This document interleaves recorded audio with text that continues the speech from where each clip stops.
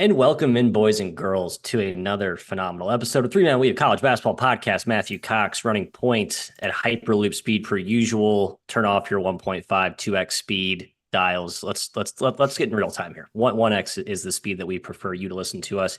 If you listen to us via audio, or if you're watching us live currently. Oh, I have a little feedback here in my headphones here. So sorry. Give me 1 second. Let me power through this, Jim. Please give some notes and musings here while I understand why I'm hearing myself in my headphones.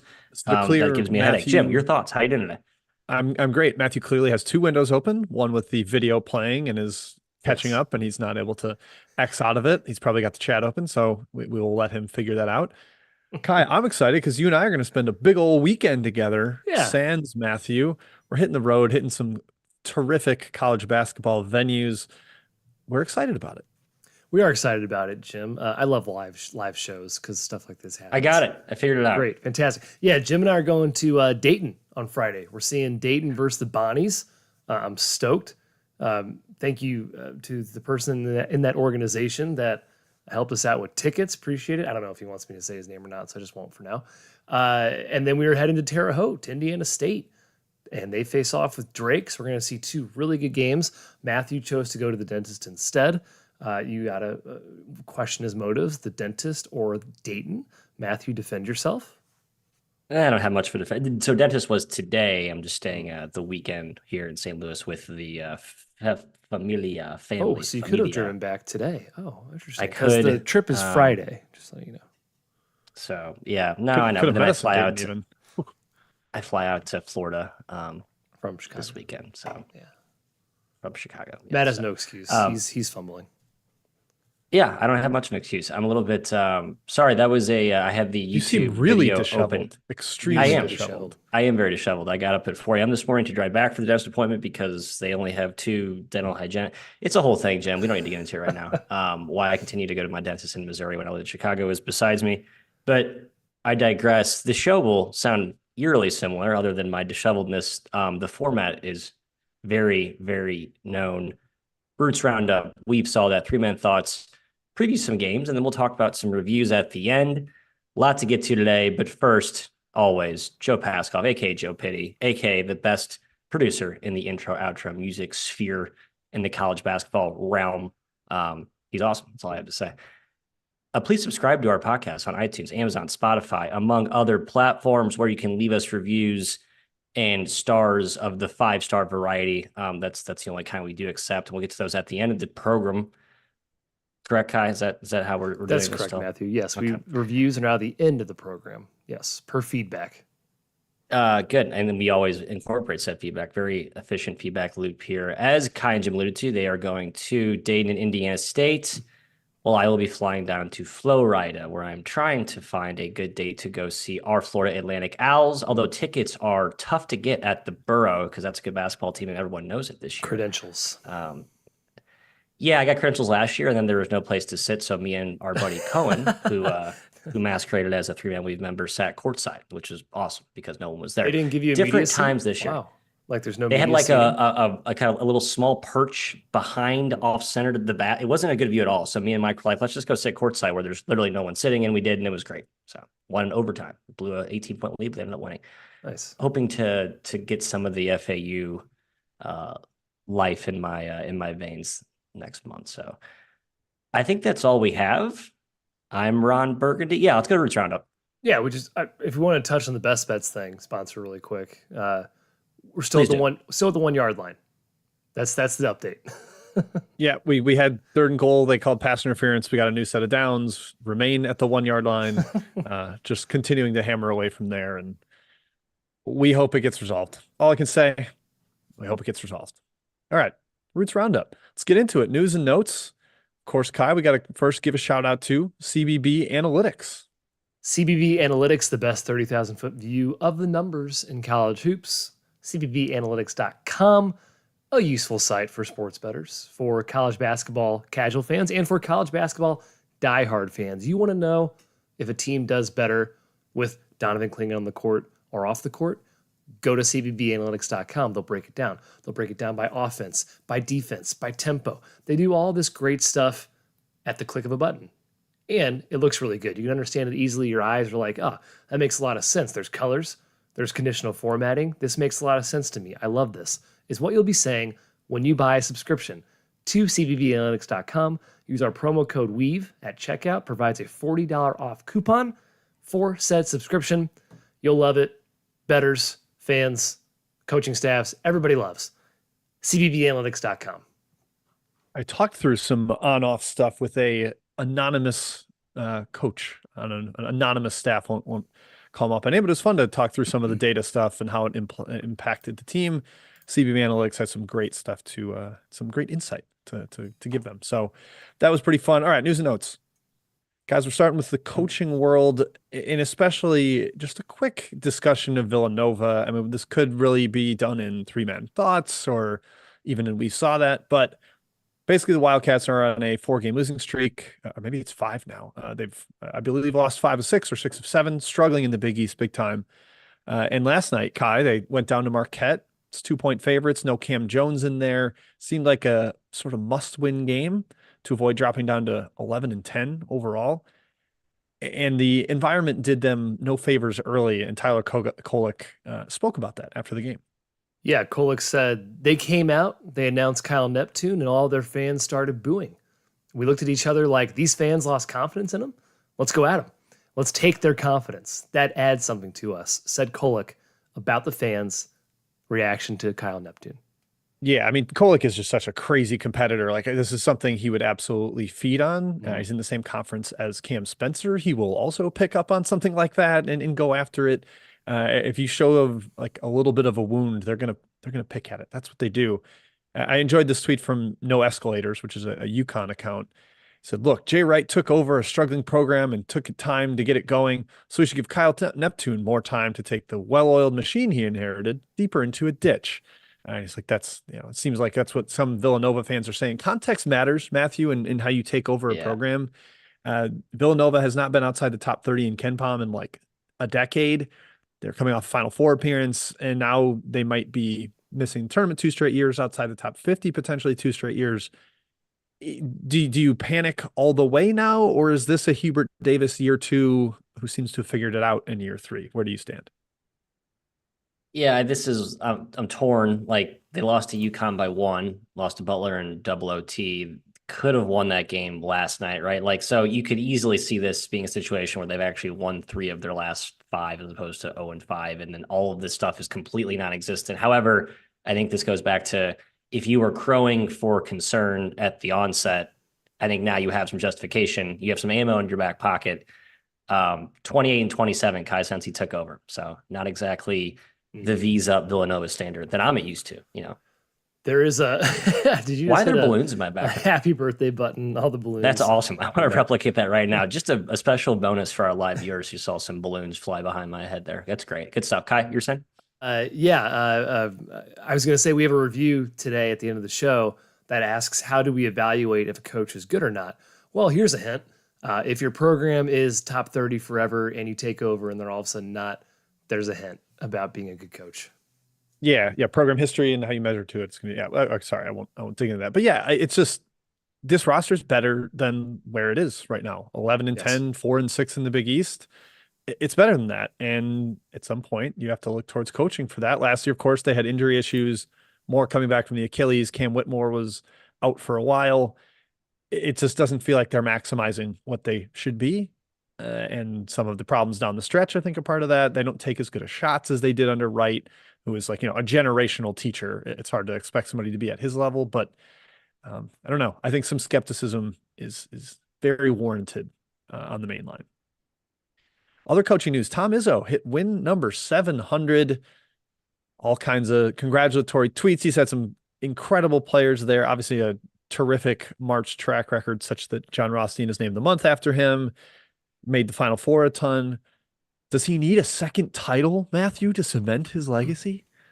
That's my hot take. Voice. Yes, I think he does. His legacy is very fluid right now, Jim. Cement is not yet cold. No, just it's very open. Congratulations to Mr. Izzo. This is not an easy benchmark to hit. Few coaches ever do reach it, and he's done it all at Michigan State, which I think is even cooler that he's stayed at one place and not gotten fired or moved on, etc. Izzo himself said that was like the most proud thing. He deflected all of the like praise after the game, but the one thing he like harnessed was like the I love that I've done that all right here. Like so, yeah, I respect that loyalty, continuity. One with the program, Kai as a Duke guy can I can appreciate that, Coach K. So I have no thoughts. I know, No thoughts. I know you don't.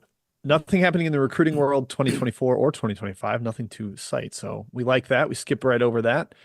No major injuries, I believe. There's definitely some key guys that are banged up and missing games here and there, but nothing. We're not adding to the out for the year all-stars, which is good. That's what we prefer to do. We hope that team stays as it is and adds no new players. However, suspensions and dismissals, we do have some topics to mention here. Old Dominion dismissed their leading scorer, Vashon Alette, or it was like, I believe the phrasing was conduct unbecoming of a monarch, which I think there are So some lame. jokes. Just I the thought that- lamest released. Aren't us all? But the jokes off of that were like, oh, what is he behaving like a peon, a serf? Like he's not a monarch. How dare you? I enjoyed that. But super talented player, was arguably too good for Sunbelt as a recruit, but he's going to be moving on somewhere. Arkansas, New Mexico State, who knows? And speaking of Arkansas, Kai, Devo Davis stepped away from the team. Whole bunch of controversy around them right now, drama as they kind of circle the drain in the SEC, although they're still above our Tigers. For now. Brown face. But yeah, Arkansas it's not been a good year. Musselman sounds super frustrated, and Davis is, one of the long-standing guys there, not one of the transfer additions. It's surprising to see this with him. Yep, we don't know why he stepped away. So at the risk of it being something, people don't want to talk about, let's not talk about that. But the fact is he's gone. I think Musselman's gone as well. Not a firing. I think he just jumps for a different job this offseason is my interpretation. Man, that's crazy. It's just the reputation they have in terms of NIL coffers. It's like, why would you want to leave? You can kind of go out and get whoever you want, but maybe there's just too much drama. We'll see. We will wait that one out. I believe, who's more likely to leave, Matt? Eric Musselman or Mick Cronin? It seems like Musselman. I feel like it should be Cronin, but it just seems like the momentum is so strong. I don't know how real that it is. Like, you feel like Arkansas fans tend to be a little more delusional, faster, with more fervor than UCLA fans. It seems like feels like it's Musselman, but I don't know. I lean Musselman. It's so dumb, though. Interesting. They're both in great jobs right now. Obviously, different advantages to each. UCLA is now going to be joining the Big Ten. Who knows if they have the NIL money to compete there? Arkansas theoretically has a ton and has been awesome in the postseason under Musselman, but something worth monitoring. There could be an adventurous coaching carousel this offseason. Other random news and notes. Shout out to Zach Edey, the monstrous 7-4 likely repeat National Player of the Year. Became the 6th person in Big Ten history to join the 2,000-point, 1,000 rebound club. Kai, how long would this take you alone in a gym to achieve? That's a good question, Jim. I don't know. Let's see. 500 makes from mid-range. 1,000 makes from mid-range. I don't miss a lot, so the rebounds, that would take forever. Yeah, that's a good question. Years? Heyo. Yeah, years. Yep, definitely years. No, it really, really impressive. The Big Ten historical Big Ten big man precedence is incredible. So Edey adding his name, etching his name up upon that trophy case is rather impressive. Matt, Tennessee's getting investigated for major quote unquote NCAA violations. This is me yawning, not really caring. I imagine nothing's going to happen of this, or nothing of super substance. Jim, some are saying it's the reason they lost to South Carolina. Just some, not all. Some are saying that. It was reported. I think Wes Rucker said this. It was a very weird vibe in the building, and I wonder if there was like that was part of it. Like there was like this. Oh no! What's the violation? Do we know the ilk of it? It's like NIL related across multiple sports, is what I read. I don't know exactly. Indiana fans are upset because I think that impeded the Dalton Connect pursuit, and obviously that would have been a nice get for the Hoosiers or any team really in the country this year, given how nice he's what do they even know what it's about? Like I don't even no one knows, right, what this is about. No, there's more investigating to be done, more details to come out, so we won't dwell on it too long. Again, these things rarely actually result in anything It'll be nothing super meaningful. Yep. All right, let's move into we saw that, Matthew. That's it for Roots Roundup. I'll kick it back to you, Mr. Host. Thank you. I will take the mic and run fast and forward here. Yes, we saw a lot of things that were pretty crazy. I actually saw part of this game on a really hack stream, but we'll start off in everyone's favorite league, Kai, the Summit, South Dakota versus Denver. Two teams where defense is optional and offense, especially for Denver, is actually a treat to watch. Double overtime, Denver won 111 to 110. We had dueling 40 burgers. Tommy Bruner with 49 and 8 assists. Caleb Stewart had 44. I had a wager on Denver in this game, so I was a little bit annoyed that they couldn't just smack what I thought would be a corpse of a South Dakota team, Kai, but give up 110 at home. Not exactly a great look there for my Pios. However, a fun game indeed. I don't know if any of you guys have any profound thoughts on either program at this moment, Kai. Tommy Bruner is leading scorer in the country. How about that? That's not something I thought I'd say. So Denver's completely changed the way they've played. They're fantastic offensively this season. We've mentioned the Cornell assistant coming to town. They've been great. Unfortunately, they still can't defend their shadow, and thus they are a 500 team, maybe a little bit better than that in the Summit right now. Yeah, I thought they might. The offense I thought they might be a threat to the top of the league, St. Thomas, South Dakota State. But coming off this game, they lost by 20. South Dakota lost by 24. Both these teams got spanked. It seemed like this one took a lot out of both teams, and the follow-up was rather dismal. But that game, oh boy, like the late steal, the go-ahead three, it was as good as it gets, Matthew. That's college hoops right there. Yes, the Summit is the second most efficiently in college basketball. It is routinely among the top 5 in efficiency. No one turns it over in that league because no one really pressures, and everyone can shoot it. And this game was basically just a perfect amalgamation of all that stuff. So speaking of fun, multi-overtime bonus basketball games, TCU Baylor went to triple OT. I have a little thought on TCU coming up here in 3-man thoughts, but like the Horny Frogs, Jim, I am horny for the Horned Frogs. Jamie Dixon, I think this year especially, it feels like they have not gotten the same amount of ink. I feel like they had more star power last year with Mike Miles, maybe more hype. This year they're just really good still without like that, they're kind of the faceless men, so to speak, Kai. But yeah, fun win for the Horned Frogs there. Yeah, we re-ranked the Big 12 last week, and I think I had them 10th in basically a 5-way tie for 6th, but it was too low. Team's really good. They just got a lot of different options. The army of 6'7", 6'8" guys is impressive, and boy, Tennyson has been a fireball in league play. He takes all of their threes. I think I saw he takes like 56% of their 3-point attempts, and he makes all of them. So he might as well keep shooting. And they needed that. They badly needed a shooter to go with all the athleticism they have, and it's been a fun mix. They look very likely for the tourney again. Speaking of shooters, how about Moyne, Kai, our favorite NEC team? No, actually, it's like my third favorite, but the Dolphins' first year in D1 under coach Nate Champion, for those who don't know his name. Cleary. I always confuse him with the Penn State Cleary, but Keegan Cleary, both bona fide scorers, had 43 on 25 shots against the Sharks of Long Island, just a really terrible mascot and school name. But anyway, shouts to the Dolphins, another 40 burger. Any 40 burger will get a shout out on this podcast, and absolutely fun moments for new D1 programs. Welcome to our party. Welcome to our event. I said this on Action, but number 1 offense in the NEC right now, Moyne. 40% from 3, 80% from the line. That's how you get it done as a new D1 team. Moyne. That's right. The only podcast on earth that's mentioning Moyne right now. 3-man weave. Former IUPUI Jaguar Mike DePersia has 22 assists and 2 turnovers in league play. 11-1. That's a pretty good ratio, Matthew. The Dolphins are I don't like that. I hated this team just because they had 2 or 3 IUPUI defectors on the roster. It's like, that was same for me. I was like, that. I don't like the can't recipe be good for that. But maybe Kai, the only other place Moyne's being mentioned is on John Beeline's podcast that he does in his spare time, I think. So shout out to John Beeline. Why would he mention that? Patrick Beeline used to be there, I believe. Oh, too. did he? Or he coached there too? John, did they both John coach there? To. I was unaware. There's a tie there. Whatever. Anyway, put that aside. Way too much Moyne talk, NEC talk. Sorry, just not a good conference. It's not exactly fun. Or we're talking about triple doubles. Montarius Woolbright just should have his own section at this point.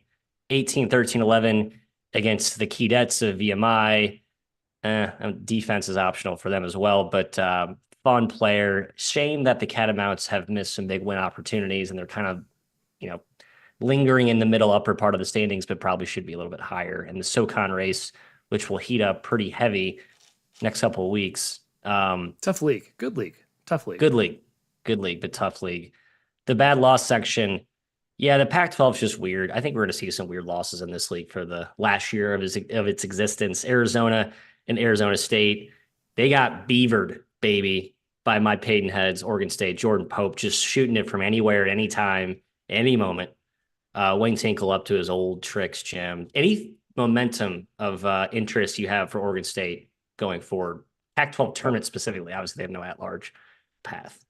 Unfortunately, no, because it's not played in Corvallis, and the home road splits are not awesome for your Beavers. But anybody going to Corvallis, you cannot take it lightly because they beat Arizona. It's the best team in the league. They can beat anyone. What was the magical year they made the Elite Eight? Was 2021, I believe. I can't remember what seed they were in the Pac-12, but they were like 10-10 in the league. I'm not saying it's impossible. There's a chance. I think I'm still mad at that team because they took out my 15,000 to 1 Loyola Chicago ticket in the Sweet 16. Gosh, I lost too much money fading them, and I didn't ever appreciate that. So I apologize, Wayne Tinkle. I didn't quite saddle up for that ride. But if it happens again this year, like a little deja vu, I will be invested on the right side of the ledger for sure. Matt, quick question. Yes. We have a board bet. Me and Kai both said Oregon State would finish last in the Pac-12. Uh-oh. Oregon State is now 3-6. The only team behind them is USC at 2-7. Do you feel? How do you? Let me get a temperature check on that particular board bet. I think Oregon State will finish higher than USC. I think USC is a full-on just this year's over, and we don't. It's flushing. There's just no hope. I think Wait, this did is Matt a sharp say they wouldn't dovetail. finish last in the board bet? Where did I stand preseason? Is that the board bet? Yeah. Yes. Yeah. You said not 12th, and Kai and I were. I'm sticking to that. Yeah, we I also had USC finished highest of all three, by the way. So I was really wrong on USC too. So I can't really take full credit for this. I think we kind of said on the pod, if someone finishes behind them, it's because of injuries, and you take out Collier, you take out Morgan for a couple games. Brownie missed a lot, but boy, I didn't think it would get that bad in LA. I guess Boogie's back. Maybe they have a chance to be good. Who knows? Don't like what I've seen from the Fight On Trojans. Again, we're going to talk about other bad losses. Colorado State with the all-time, I would call it a comedy of errors. Like Wyoming did a lot right to win this, but when you're up 11 points with 45 seconds to go, you expect to win generally. The math is in your favor. Yeah. And such was not the case for Nico Medved and the boys. They bounced back big and got a huge win at home against San Diego State. And Medved talked about like how the drive home from that border war rivalry, because obviously very close to each other, Colorado State and Wyoming, was like the most miserable 2 hours with like his wife and kids. And I can only imagine. Some crazy shots by Wyoming, some missed free throws, obviously from Colorado State. But I actually think when you watch the game, it wasn't it didn't feel like the collapse that it sounds like. It felt like it was more like, holy F, Wyoming just made crazy shots. And there's some unfortunate calls, too, specifically in the final 20 seconds that didn't go their way. So I don't know. Thoughts? You guys see this game? Win probability hit 99.8%. Yeah. So yeah, the math was definitely on their side. Sam Griffin just kind of went boiling lava volcano hot in the final minute, and Colorado State needs to rebound better on free throws. That's my recommendation. Wyoming is fun again, by the way. Don't look now. I think the pokes are getting funner by the day. This one, I feel bad about this one. Shouts to Steve Prohm. I like Steve Prohm a lot. I don't like what's happening currently at Murray State. They have blown, as Jordan Majeski pointed out, 35 combined points of leads in the second halves of their last two games, especially at home, a place where Murray, Murray is like notoriously like, oh, that's one of the hardest places to win. Great home crowd, great tradition, raucous environment, hard to get to. And then to blow leads then in the Valley, not great. The Valley is looking like a two-horse race going forward. Three-horse race going forward with a couple of lingering dark horses. But I thought Murray could maybe be in that mix, and I'm just like, nah, not anymore. I'm out on Murray. Feel bad for Prohm. I was gonna make sure you said 3 because those Bradley Braves with kind of I forgot how good Bradley's been. Yep. And even Northern, God, Valley's good. Valley's good. Northern Iowa's still there too. After I wrote them off way too soon. And that concludes all the things we saw. We actually saw a few more things. We'll talk about them in 3 men thoughts. And I'm excited to play a game And Jim is eager. Oh, no, sorry. That's Kai's game. Jim would go first. I'm excited for your thought as well. I'm very excited for Kai's game, though. Jim, lead us off. Yeah, Home we'll field get ad. there. I've got 3 thoughts though, so Let's you do know, the make ad the first, rotation fellas. work Let's here. do the ad first, fellas. Let's Go get for paid. it. Shout out God. Homefield. Homefieldapparel.com. Thank Matthew you. as the host. Of course, always remember the advertisements. New They make IU the world coming. go round. New IU gear coming. New IU gear gear coming. Yes. In I fact, the believe so. new UNC and Duke shirts are dropping, which will be very fun for tomorrow's game. Excuse me, Saturday's game. What am I doing? I don't know what day it is, but Homefield Apparel does. They make the best clothing with collegiate, I guess, logos on it that you can get in the entire world. I'm wearing an Oregon home field shirt right now. I wear their shirts all the time because they're comfy and they're cool. They're stylish. Girls like me better. Even my wife likes me better when I wear home field apparel. Homefieldapparel.com is where you can go to buy the comfiest shirts on earth, or dad hats if that's your sort of thing, or joggers, or bomber jackets, whatever you want, man. They got it. Homefield Apparel, APPARL, is their Twitter handle. Go to them and tweet at them if they don't have your school. It's going to be hard to believe if they don't. They have like 200 schools. Check them out. Homefieldapparel.com. Use our code 3MW at checkout. 15% off with our code Homefield. Wear one for the team. Attaboy. All right, my first thought, guys. I delayed this from last week. I wanted to give a little All-American check-in. Sometimes at this point of the year, I write an All-Star article because it's close to All-Star weekend in the NBA. I split the country down the middle with the Mississippi River, and I do All-Star. So let's quick talk All-Americans. I'm going to tell you my first team, second team, third team. It's some tough cuts, and I'll let you jump in with thoughts. So Kai, first team, Zach Edey, lock. Can't debate that. I won't allow it. Yep. Kyle Filipowski of Duke, RJ Davis of UNC. Both have been sensational for very good teams. I slid Dalton Connect up to first team. I just think he's been so impactful for making Tennessee as good as they are. Maybe the loss last night to South Carolina could change people's opinion, but he was the only good player on that floor for Tennessee. So I'm not going to knock him for that. And then I went Jaden Ledee from San Diego State, just been pouring it in for the Aztecs. A lot of good choices there. My second team, Deron Holmes of Dayton, Janai Broome of Auburn, Jamal Shedd of Houston, who I think is kind of like sneakily underrated, given how important he's been for the top team per most predictive metrics. Tristan Newton of UConn and Kevin McCullough of Kansas, despite missing last night. And then finally, third team, Mark Sears, Alabama. Absolutely a crime that he was not on the midseason Kuzi watch list. He's averaging like 24-3 for a top 15 team by rate or rankings, and by predictive metrics, top 10. He's been sensational. Hunter Dickinson, I slid on there. Ryan Kalkbrenner at Creighton. Tyson Walker at Michigan State. He's close to being the only Tom Izzo player to average 20 points a game in a season, which is really, really hard to do. And then Tyler Kolek, I think, has been coming on even stronger of late. His performance at Villanova was ridiculous last night, just the clutch shot making he had. All kinds of tough cuts here, Matthew. Nelly Davis, Isaiah Stevens, Great Osabor, Antonio Reeves, Terrence Shannon, Mondo Baycott, PJ Hall, AJ Storr, Taman Lipsey, Devin Carter, Caleb Love. I'm sure plenty more. What do you think about these teams? Where, I guess, is there anybody else that you think deserves love, or did I flip any of the individual teams? No, it's a weird like pool of candidates this year. I feel like there's been only a few like really crazy surprises, like Connect obviously being the whoa, okay, literally no one saw that coming. Ledee's breakout's been mostly unexpected, although I think most people in San Diego State thought he would break out, as we saw evidence last season. I would put, I'm biased, I have Nelly Davis on one of my teams, but for most part, I think second, third teams that you have here, Kai, I think you'll agree. A lot of the names we thought who are just kind of performing as expected, right? Would you agree with that? No, like disastrous seasons for their teams, so makes sense to me. Yeah, I really can't fault these teams. Yeah, this looks good. I agree with the chat though. Yeah, Jamal Shedd. I think best player on the best team in the country deserves to be first team All-American. So I'd probably slide Ledee off there. I know he is having a great year, but it's kind of like one of these things doesn't belong. San Diego State versus the other squads. That. I love Jamal Shedd, so I accept that. Yeah, change. Shedd's great, but you're picking nits, man. Yeah, these 15 guys are worthy of consideration at this point. Yeah, and the other guys, I mean, certainly painstakingly chopping some dudes there. The Athletic had an article about this a week ago, which is kind of where this thought stemmed from.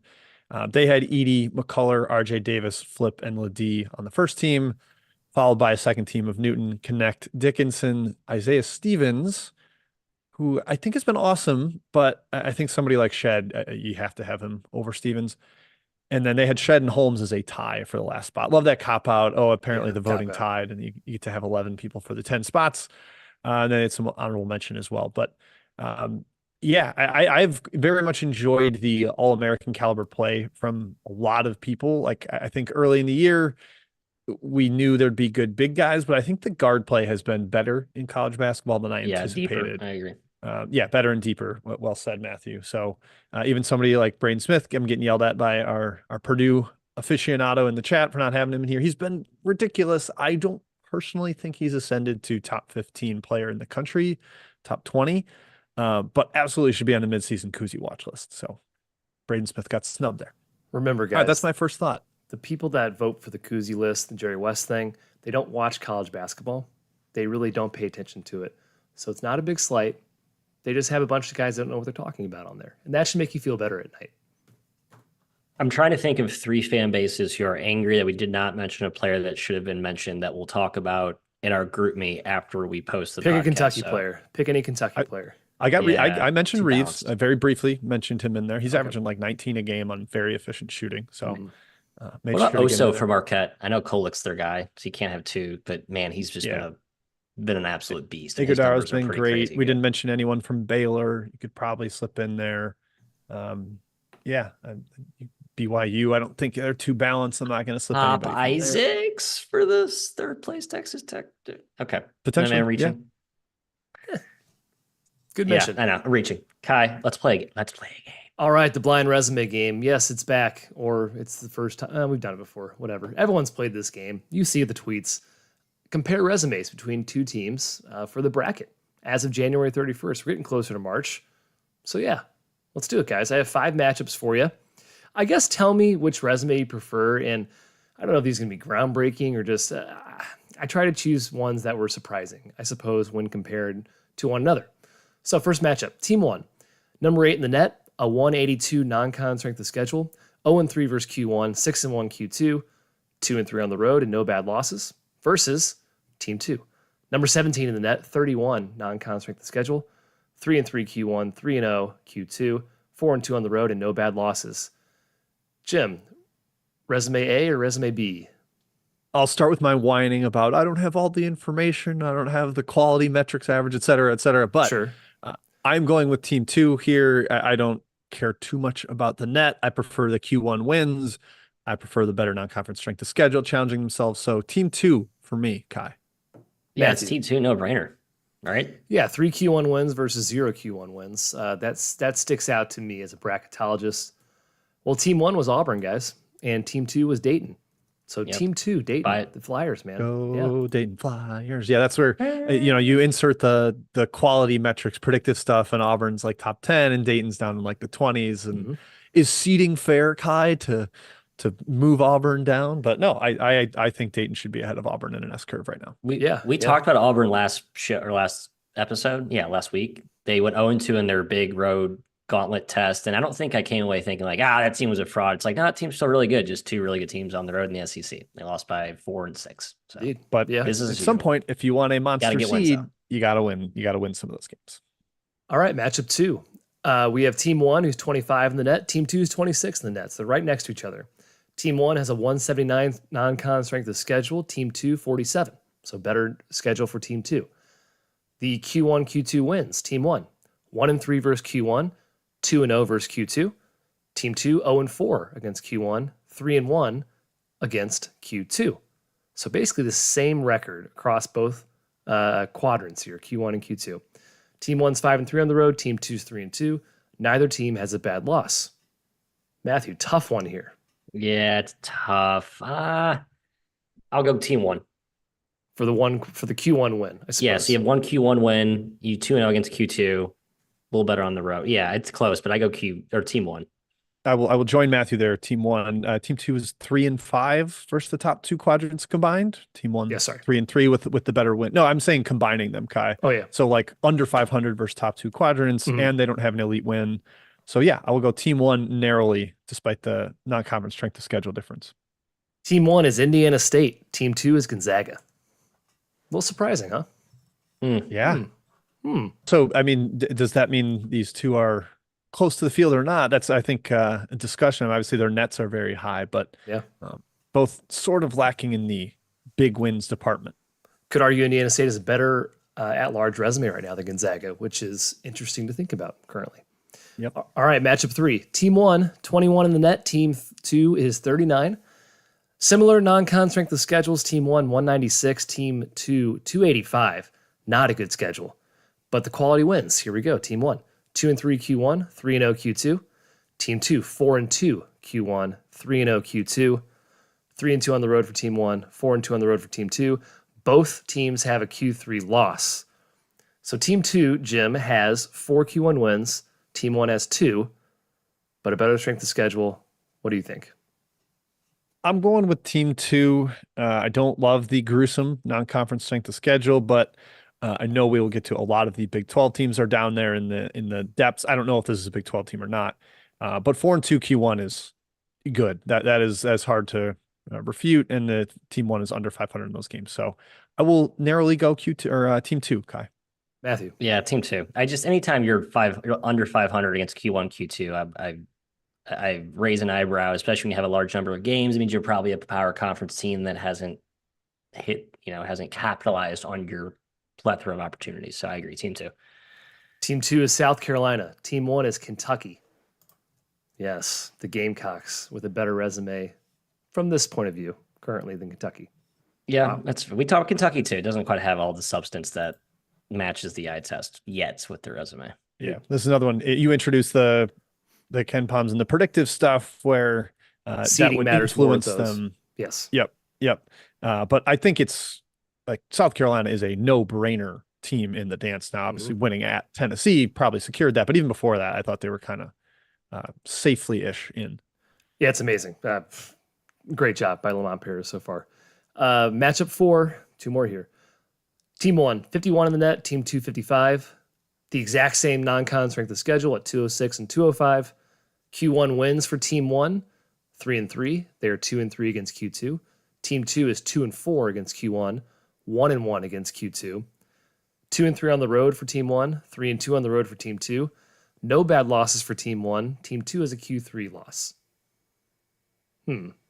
Matthew.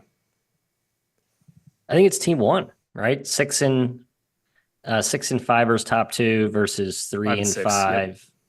And no bad losses. Yeah, this is a no-brainer. There's a correct answer here. Team 1. Kai's painting a narrative here, agree. folks. I'm with him on Team 1, and he's going to tell us why we should think Team 1's better than Team 2. I think Team 1 has a better resume here. Team 1's Providence. Team 2's Oregon. Is Oregon ahead of Providence in some people's? I didn't know this. That surprised me. Providence's resume is not bad at all. Is what I'm kind of getting at with this, which is it's shocking. Yeah, and I think there's skepticism around how much can they strengthen it without Hopkins, but they've been awfully feisty even without him out there because of Devin Carter's ascent into elite status. And Oregon, they haven't caught up to being healthy. Their resume hasn't caught up to being healthy at this point. What we want them to be, they're not. Their resume. Does the committee take that into account? They always say they do. They rarely ever do. Yeah, but should they? They got Caleb loved on Saturday. My goodness. That was annoying. Yes. He decided that Oregon was Cameron Indoor. He's like, I'm going to play really well here. All right, this one's interesting. This is the last one we're doing here. Check this one out. Team 1, 41 in the net. Team 2 is 59. Team 1, 112 non-con strength of schedule. Team 2, 323. But Team 2 has 4-4 against Q1. Team 1 is 0-6. Team 1 is 4-0 against Q2. Team 2 is 2-0 against Q2. 1-3 on the road is Team 1. 2-3 on the road is Team 2. No bad losses for Team 1. 1 Q4 loss for Team 2. So Team 2, 4 more Q1 wins, but they have a Q4 loss. They have a horrible strength of schedule, and they're lower in the net. But Jim, who's the better resume? I still lean towards Team 2 because I think just the quantity of quality wins is really important. Getting 4 done in Q1 matters a lot versus 0. And I feel like the committee has been more willing to accept one or two bad losses if you do a lot at the top end of your resume. So I would go team 2. I don't know what the committee does, but I agree with that sentiment if that's the rule they're following. Yeah. Again, partially showing my bias towards FAU and the type of resume they're going to probably have coming up. So what are the teams here, Kai? Reveal, curtain. Team 2 is Northwestern. Team 1 is Florida. Oh, God, I didn't want to say that. I'm sorry. Sorry, John and Todd. Because I would agree that Northwestern has pretty unassailably better resume than Florida to this Yes, point. agree with that too. Yep. I believe 4 of Florida's next 5 games are Q1. So they have the Huge. opportunity to improve that 0-6 Q1 record. Indeed. All right, that's my matchup bracketology. I have more bracketology in my next thought, but Matt, I'll kick it to you. My thought here sort of didn't ever fully take form. I did a whole coaching analysis where I was looking at the first year head coaches, how many there were this year compared to prior years, and conferences that had more versus less. And it came back to like just Matt talking about the American Conference. And I didn't want to do that again. I've done that way too much in this podcast, but the American has 5 new coaches this year. General theme of a lot of the new coaches who have come into like the high to mid-major leagues have been awesome. And I think it's a topical conversation because there is some turmoil brewing in a lot of, prominent, desirable locations job-wise. I did want to at least just dovetail into a quick salute to Lamont Paris, as we talked about. We haven't really talked about South Carolina at all in this podcast, nor we talked about Richmond, who basically silenced all the fraudulent naysayers with their win over Dayton. Now, it was an ugly game, and I didn't enjoy watching that game. And you could argue there was some questionable fouls at the expense of the Flyers. But Lamont Paris, Chris Mooney, 2 guys who I just love how they, there's nothing really sexy about how they coach. Paris is a guy who's done it via the portal and did it at a place that's never had success ever. And Mooney's a guy who I think people wanted to head on a spike 2 years ago, gets over the hump and then follows it up this year with a season that I think anyone saw coming. It's a fun just dichotomy in my mind of like, do you want, we always say like, be careful what you wish for programs who are good and maybe don't appreciate what you have. But then I also say, hey, go out and hire all these awesome new young up and coming D2, D3, NAIA guys who have innovative thoughts like Josh Schertz. So it is really like a case by case thing. I think you kind of have, both sides of the aisle here. A couple other names real quick I want to mention here, Jim. Jamie Dixon, we talked about. But before you do, can we first, yes. Pat is chirping at you for the never had success. They had a Final Four run, including beating your Duke Blue Devils en route to a Final Four. South Carolina did. That never happened. That's like the flukiest blip on the radar that ever happened. I don't want to hear Sindarius Thornwell and whoever the hell else on that team's name. PJ Dozier. Dozier boy. I'm not sure Chris Mooney is quite there, but I saw Lamont Paris floated for National Coach of the Year, and we don't have to make that a full thought right now, but he is in the conversation along with Bruce Pearl, Greg Gard, and some like maybe you throw Sampson or Hurley in there just because of how elite their teams have been. But in terms of exceeding expectations, few have done it to the extent that Lamont Paris has. It has been ridiculous. Just a super impressive job by him. Isaac Trotter from 24/7 Sports wrote up a little bit comparing his success to Wisconsin and like the model that some of the things he's pulled from Bo Ryan and his tenure working under him. Big shout out to Paris and the Gamecocks. Dennis Gates doesn't get Coach of the Year last year. Instead, Rodney Terry does. But now we're going to give us Lamont Paris doing a similar thing that Mizzou did last year. Okay. Ooh, sure. I like this. Sure. Good. Mizzou this, Mizzou that. Yeah. No respect. Rodney Terry. Can't get no respect in Como or whatever you losers call it over there. And but just to go 0-8 in the SEC this year, and that's what happens. Tough year to chirp. Obviously, gonna pay next year, bounce back. But quickly I wanted to compare Chris Mooney to Todd Kowalczyk, who Toledo is not. The MAC is obviously a step down from the A10. It's like really a step down this year, but like the consistency of winning year over year for over a decade. Like, Kowalczyk's. Go to his KenPom page. It's just like, has this guy ever had a bad year? And this season he's playing, I think they play 4 freshmen. I know a couple are red shirts, but like in a season where experience means so much, the fact that he's winning at the rate that he is, especially recently, is just wildly impressive. So yeah, Chris Mooney, Kowalczyk, 2 kind of boring, what you're getting 22 plus wins every year, but I think we take that for granted and we probably shouldn't. So shout out to those 2 guys. Paris obviously is the hot name. And Jamie Dixon we mentioned in the onset, just consistency. No star power at all, but I think that TCU team's even better than I thought they'd be this season. And it seems like no one's talking about them. I think every other Big 12 team has more captivating narratives, but TCU really doesn't, right? It's just sort of like, Fort Worth, TCU, it's a bunch of interchangeable wings that are really good. They play really hard, but there's no star power there. Yeah, Jamie Dixon, good coach. Yeah, fantastic. Toledo, they lost 2 fifth-year front court starters that were 40% from three. It was like, all right, maybe that's why the offense is awesome, because they had these incredible shooters that space the floor. Lost a point guard that they sent to Baylor, who might be an all-conference guy in the Big 12. And yeah, they're 8-1. It just didn't matter. Like losing that star power from an awesome roster. Like, all right, just hit the reset button and figure it out this year with a bunch of new guys. Kowalczyk's ridiculous. He needs a tourney bid. That's like the one thing missing from his resume, and it's not his fault. The MAC is really difficult, and that it's about as parity-ridden a postseason tournament as there is in college basketball. With Kent State the way it is, he could get there this year, but Akron is really, really good. Akron limbs. Yeah, Akron limbs for sure. I'll just mention one more name, Dustin Kearns. Did we realize that they swept James Madison this year, the kind of mid-major at-large potential darling? And man, had they not, for some reason, Dustin decided to play Northern Illinois and then fly out to Oregon State 48 hours later to start the year. And had they not taken those 2 losses, you could argue that's a pretty damn good resume right now with, the Auburn win at home, 2 wins over James Madison. You're 8-1 in a good league. Sun Belt's a top half league for sure.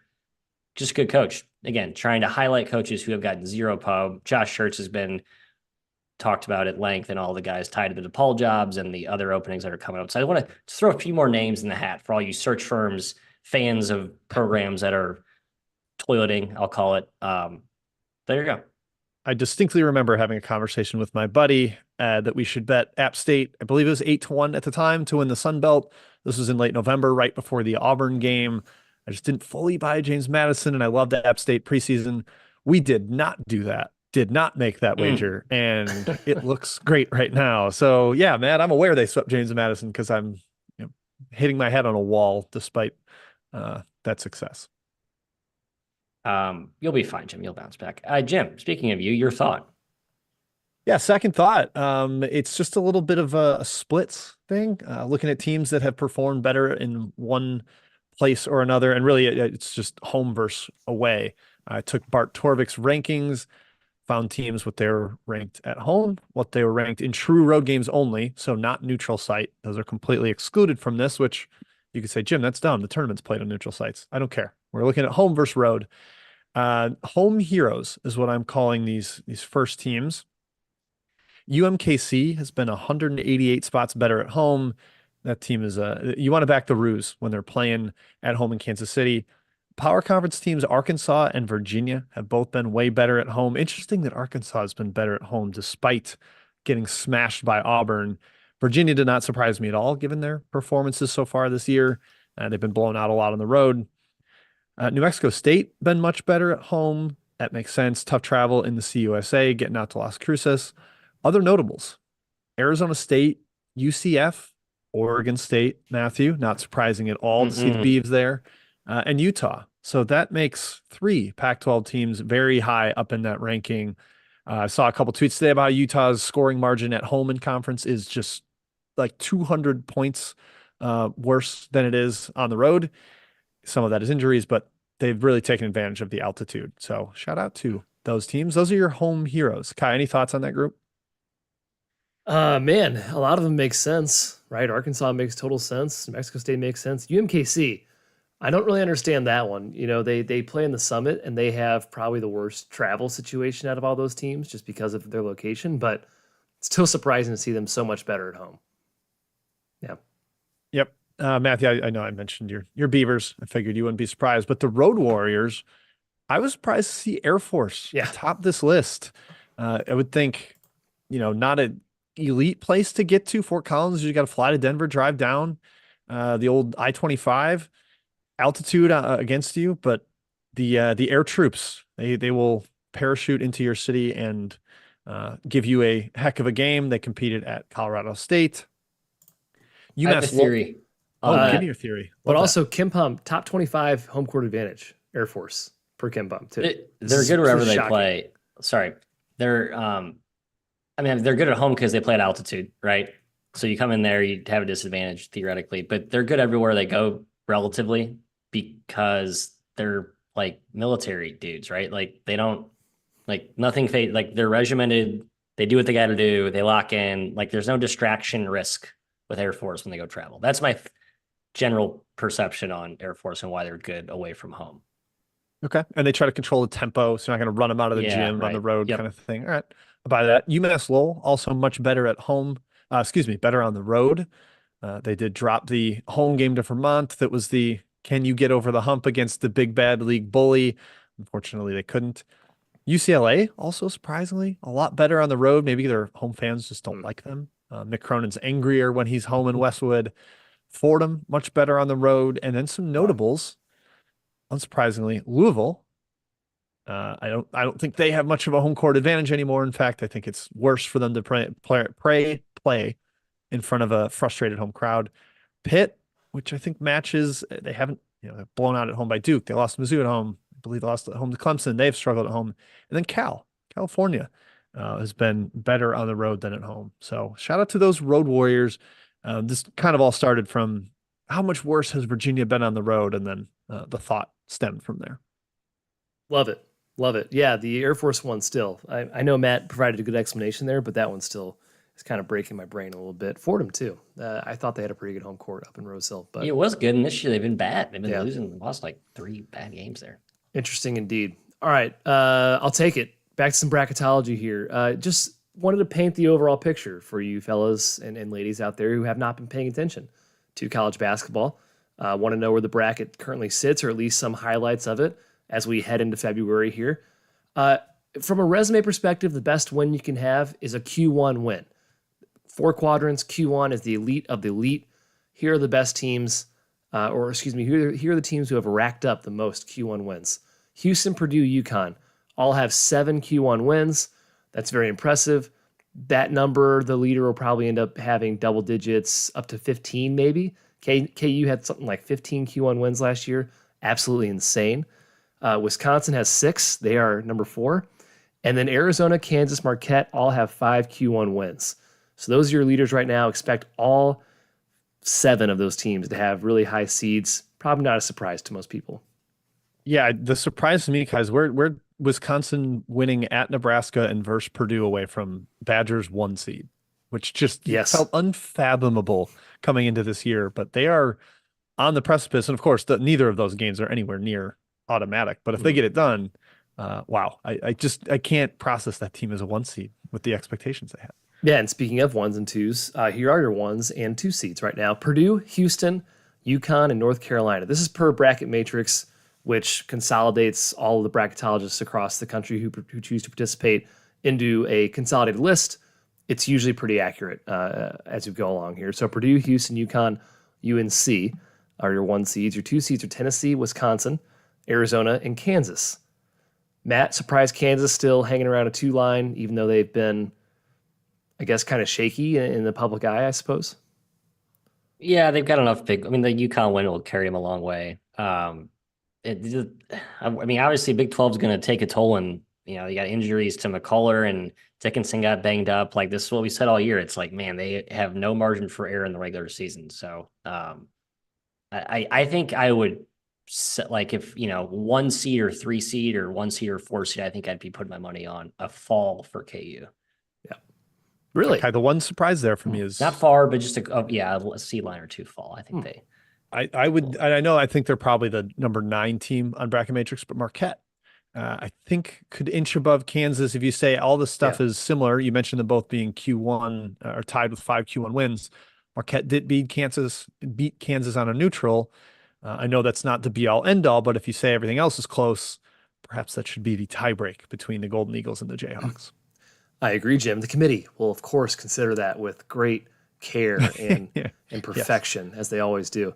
Here's a section that's just one team. It's one team standing alone. It's called the no Q1 wins, but still safe section. Auburn. They are the only team currently in the field solidified as an at-large with no Q1 wins. They are currently a 5 seed per bracket matrix. They do have 6 Q2 wins. They were in the blind resume comparison earlier.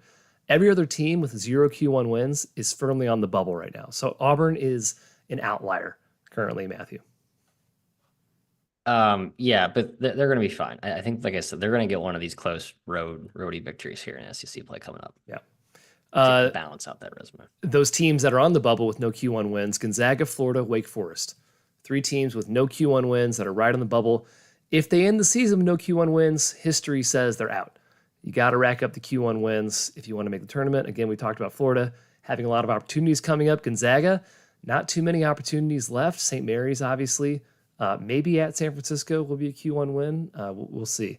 We'll see. Maybe they'll get St. Mary's again in the tournament. Maybe it won't matter. Maybe they'll win the WCC. But concerns right now for Gonzaga. And then finally, here is the current bubble picture per bracket matrix. The entire bubble. The last 4 teams that get buys into the tournament: Nebraska, Villanova, Seton Hall, Colorado. And I did add a note here. Villanova likely drops out. They're now 11-10. They now have 3 Q3 losses.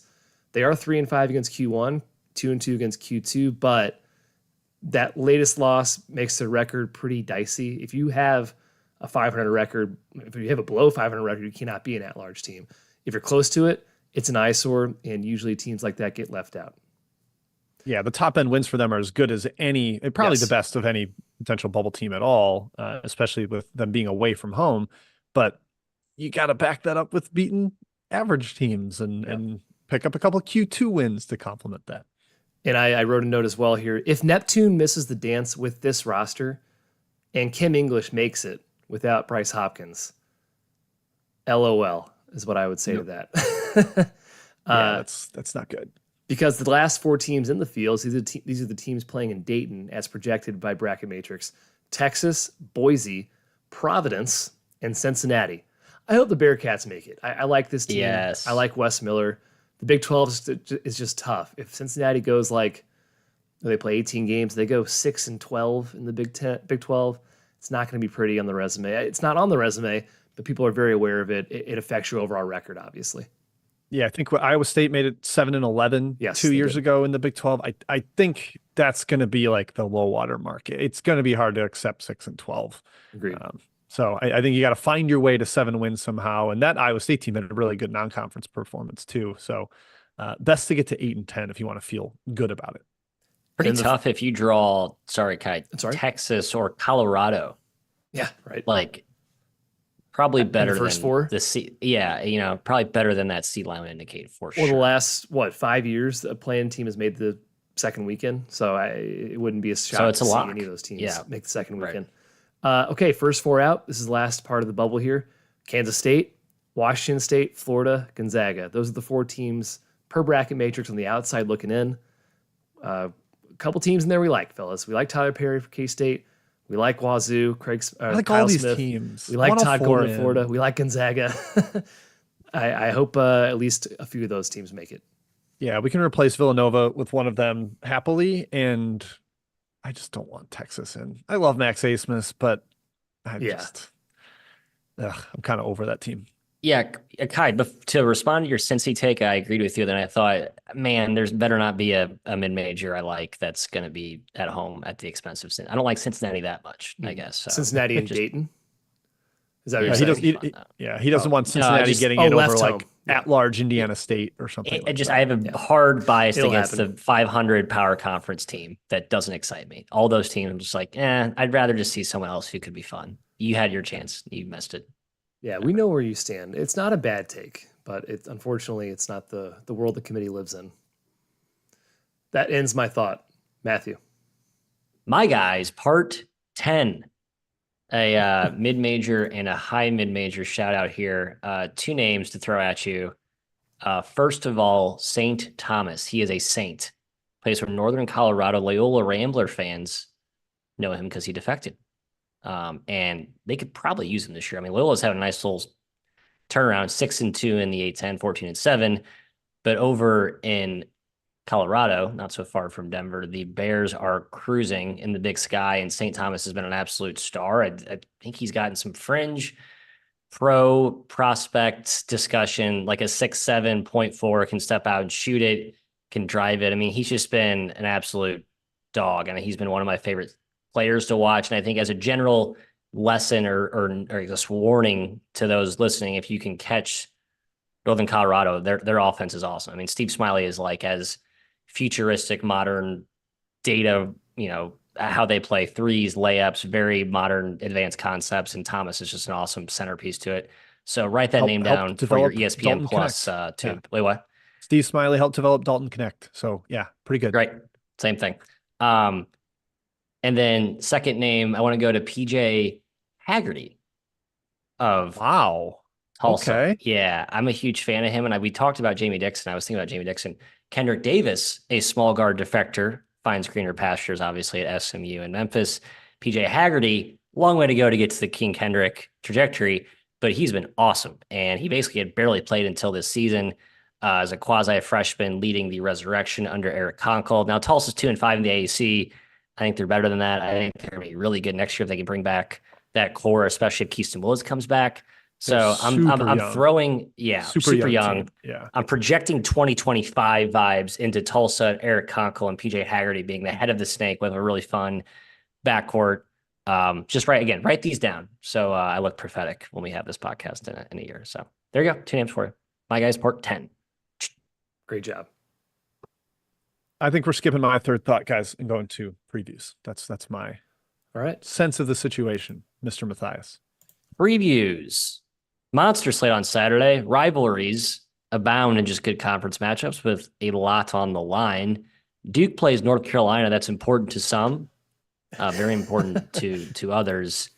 I think the key thing here is like the game is going to be awesome and to live up to all the hype. But how good UNC's been playing, how highly rated they are in some of the analytic metrics. We've seen Duke be questionably favored by a touchdown or more at home against good UNC teams. UNC catch them at Cameron. Now Duke goes into the Ding Dome, probably going to be catching 5-6 points perhaps. We'll see what the odds makers said of that. But it feels like a rare situation the last couple of years where Duke feels like the underdog in this game, if that's crazy enough to say. But that's just sort of the flip-flop narrative I like about this. And Kai, my Devils are looking really good. I watched the Virginia Tech game. That offense was really ho-humming. I think they win here at the Ding Dong, as it's not solemnly called. Yeah. Yeah. Well, I'll say this, Matt. Like I said on some show last week, hey, isn't it amazing what happens when teams make threes against North Carolina? Florida State was 9 for 20 and almost won. Should have definitely covered against North Carolina. Georgia Tech 9 for 20 last night. Guess what? They beat North Carolina. Regression was coming for the heels. It finally came. They're still owed a bunch of it. I think Duke hangs around with them as well. Now they're going to be hyped, obviously, to play Duke, but 6-point spread, no way. Won't be 6 the way KenPom has it here, but I like Duke as well in this game to cover.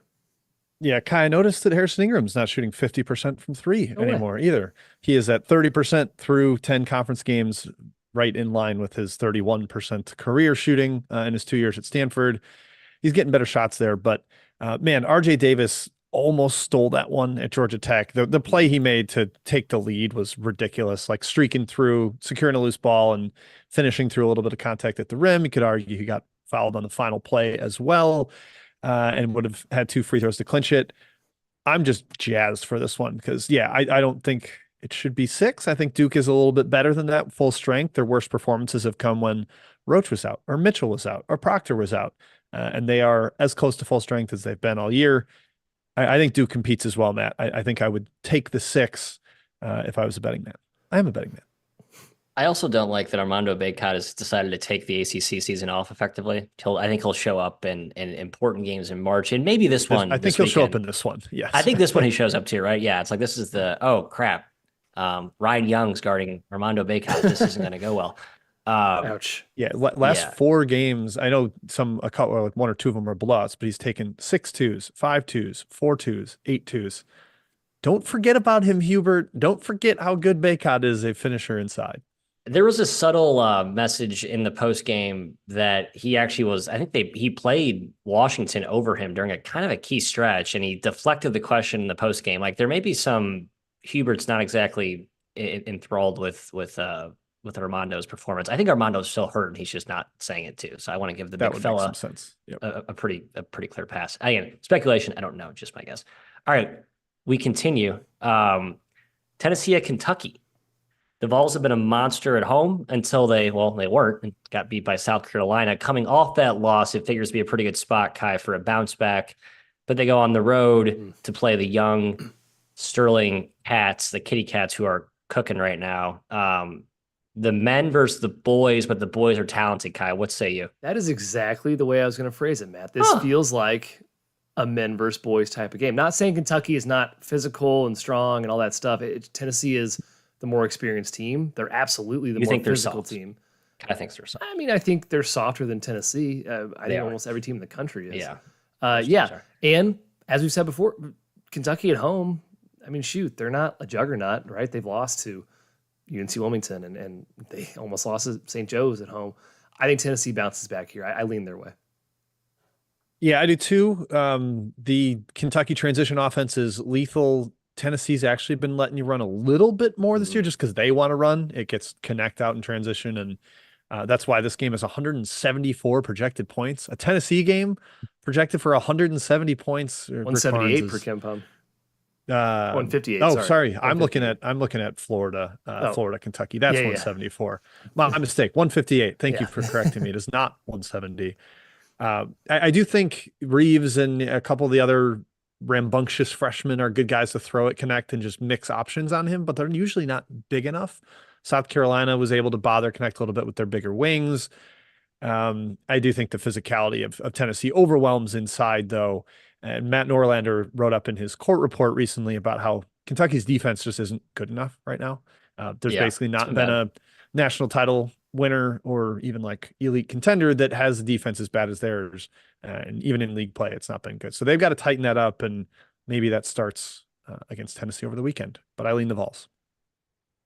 I agree. Calipari talked about how the physicality of South Carolina really bothered them.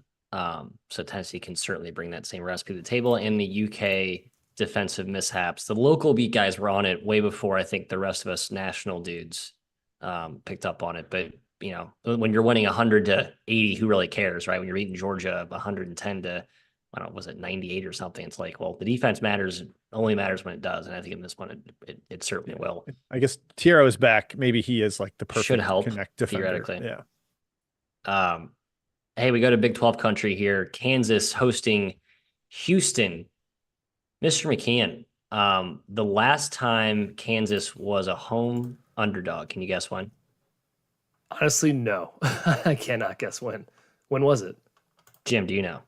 Was it the year they were like a 4 seed and finished like 25th in KenPom? Was there somebody good enough to make them a dog? Was it one of the Baylor teams a favorite there? That's my guess. That sounds right. Do you know, Matthew? It was 2000 and... All right, we know it's the century. Okay. 2000. Edge of your seat, folks. Look at the wrong year. It's 2021. It was against Baylor. Baylor was a slight home. That's our guess. Yeah. Before that, though, I bet it was. I mean, point is, it hasn't happened very much. Yes. And did Kansas win that game, Matthew?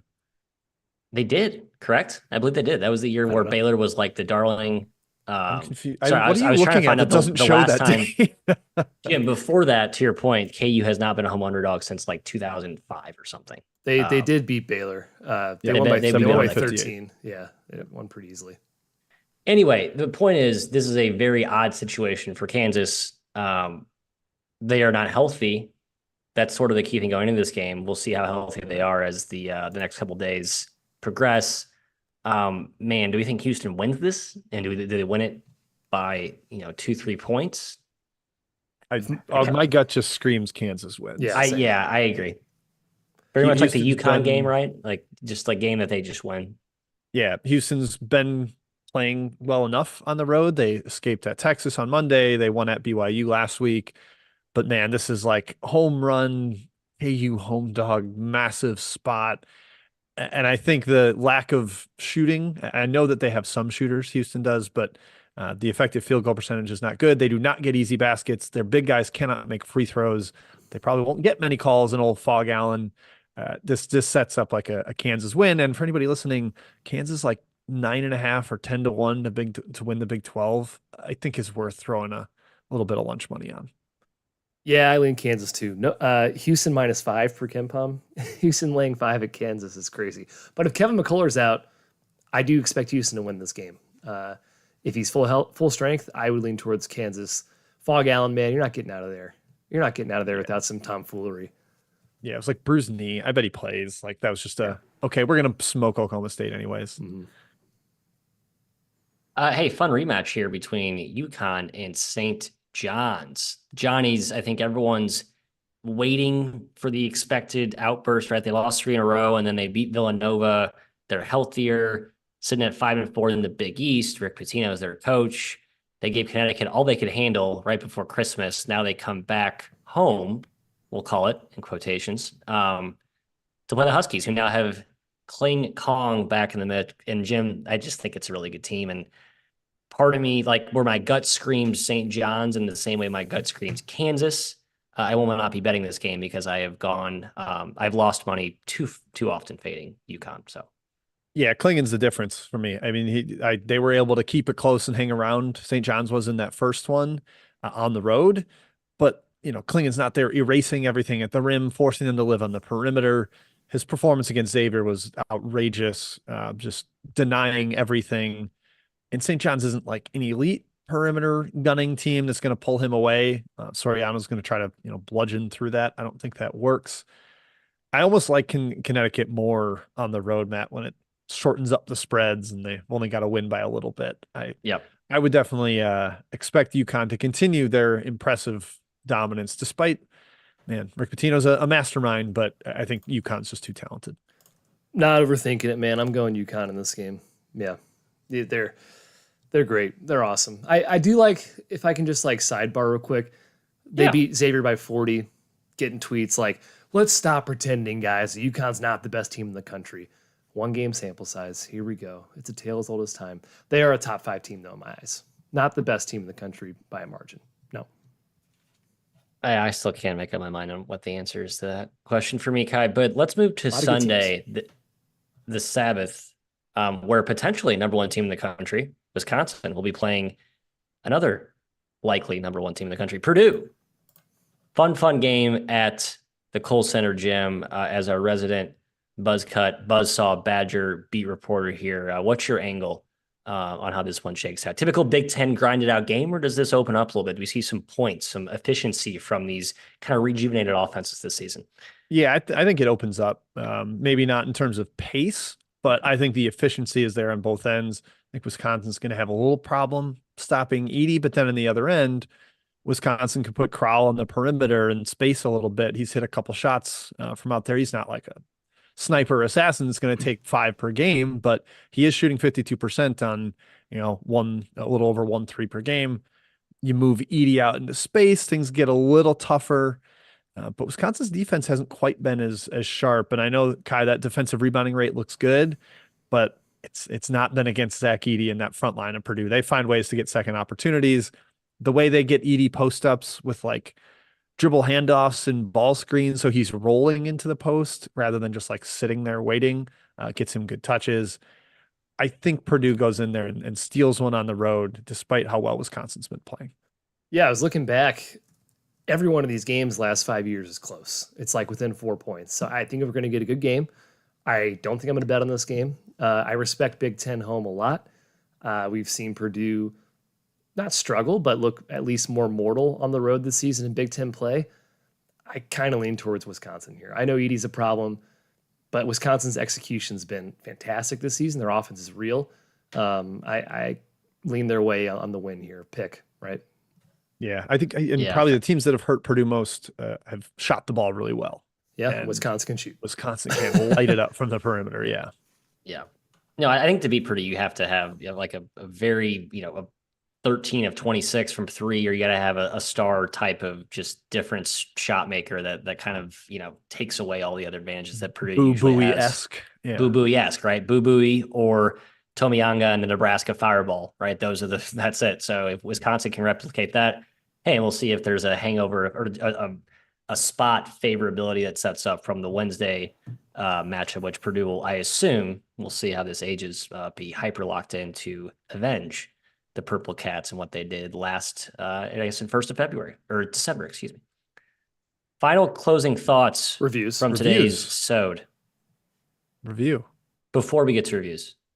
I have no closing thoughts. Let's do reviews. I'm excited for the weekend. Let's do reviews. Mr. McKeon. Okay, 2 reviews for the peeps out there. Some good ones. From Bonnie's 90, Patreon and Bonnie's. Listener since 2017-ish. Can confidently say this CBB content is the best on the World Wide Web. Appreciates us. Thank you. Thrilled to hear that Patreon may be coming. Well, hopefully if we get a sponsorship deal, Patreon will not be the avenue that we go. We will bring the show to you guys for free. That's the hope. Patreon is a last resort. And he says he'll support us. That's great. Fantastic. He requests, or she requests, 90 seconds of chat about the Bonnies. At the absolute best, they could have been an at-large team this season. I agree. But there's still a run in them, this person thinks, in the A10 tournament. What do you think of the Bonnies? Asks Bonnies 90. I still think the Bonnies are really, really good. I totally agree. I think they could have been at-large good this season. It has not worked out like that. But I still think Mark Schmidt's a great coach. I think they have a ton of talent and a really good backcourt, Jim, and a great big guy, Chad Benning, really come on strong this season. Former Morgan State transfer. He's been great. Yeah, looking forward to seeing them live in as hostile an environment as you get in the A10.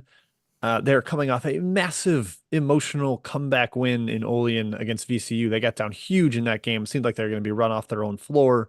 Came all the way back, climbed the mountain in the second half.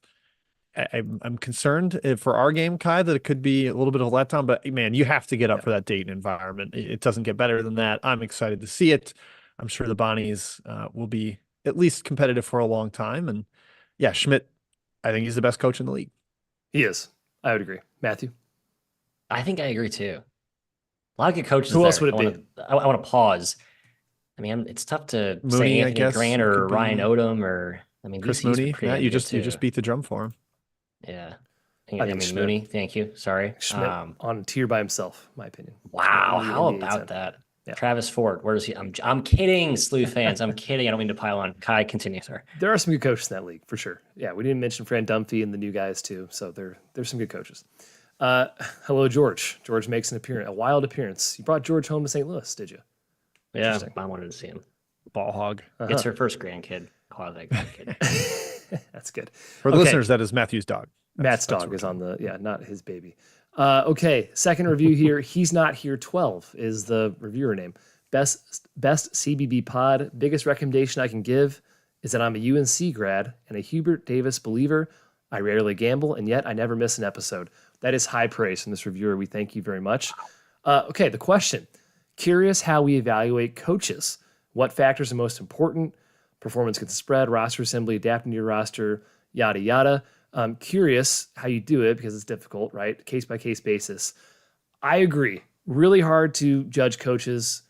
Biases come into play, of course, if you watch only a handful of their games. But generally, it's performance against expectations. It's performance with comparison to the level of talent you have on your roster. And as we said in the earlier part of the episode, it's performance versus your program's history. Are the main 3 things that I look at, Jim. Yep. And I mean, I love coaches that can win different ways. And it doesn't mean you have to play a track meet one game and then crawl the next. But for instance, I still believe Tony Bennett is a great coach. He won a national title, completely switching his offense away from mover blocker and doing more of isolation middle type stuff and letting his NBA talent kind of run wild. And that flexibility, I think, is very important. You don't have to change all the time. But like he says, tailoring to your roster, being able to win with different types of players is really important. But ultimately, the simplest way to break it down is what Kai said, how you perform versus what I perceive as the talent on your roster. Yeah, I agree, which is probably too harsh against those who get the best players. I think it sometimes creates a situation where I'm too hard on coaches with the best talent and I'm too easy on coaches with bad talent. I probably need to normalize that more, but I agree with that. That's always where my bias skews is relative to how good I think you should be. How good are you? I would say, why is that not fair though? So if you have the best players in the country, then I expect your team to be the best team in the country. And if you're not, It's then just what hard. is it? Yeah, It's not the right. players. It has Harder to to be. make a There's less room for upside for Yes, that's to, true for sure. I guess less room to shatter expectations. Yeah. Yeah, Meeting like harder- expectations is your ceiling. harder to make a really good team elite than it is to make like a bad roster acceptable. Yeah. I don't know. Why did we not think Terry was the coach of the year last year? Because he inherited a top 5 team and they finished like 10th. That's why we don't think he was a fantastic coach last season. And he's showing it again this year. That's just an example. His But UTEP he's tenure advised didn't help by him. Frank Haith, trusted advisor next to him Yeah, on the, Frank the Haith. sideline. So Yeah, Frank Haith. Okay. So That close does us out, Matthew. That does it for the review section, Matthew. Back to you and George to close us out. And that does us for today's episode. George has no closing thoughts, nor do I. We will be back at this exact same time next week. In the month of February, the dog days of conference play. George, give us a bark for that. No, you won't do it. They're here. So strap in and come back and join us. Do join us before that, though, this Saturday, Best Bets Show at 10 a.m. Central, 11 a.m. Eastern. Please subscribe to this if you're watching live or listening live right now. And especially for the Saturday Best Bets Show, we will continue to try and punch it in from the goal line. Until